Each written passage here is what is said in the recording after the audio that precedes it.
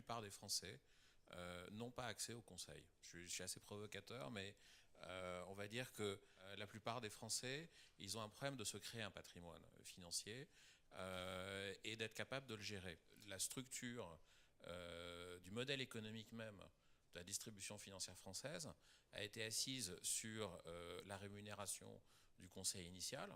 Aujourd'hui, les gens de l'épargne en ligne, c'est un échec en France. L'épargne en ligne, c'est 1% du marché de l'épargne, c'est 3% de l'assurance vie, c'est 600 000 contrats d'assurance vie souscrits par tous les grands noms actuels.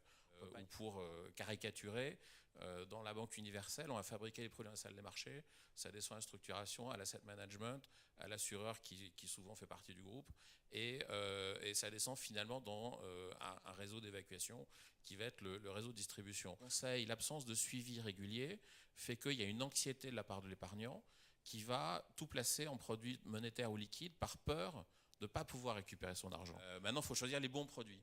Et donc là, encore une fois, nous, on a pris une approche qui était de dire, on ne va pas réinventer le énième interprétation de Markowitz ou autre. Il y a des sociétés très qualifiées qui font de l'advisory, qui font de la sélection de fonds pour les uns et qui font de la création d'allocations pour les autres. Il y en a même certains qui sont indépendants, c'est-à-dire que c'est nous qui les rémunérons. Ils ne touchent pas de marge arrière.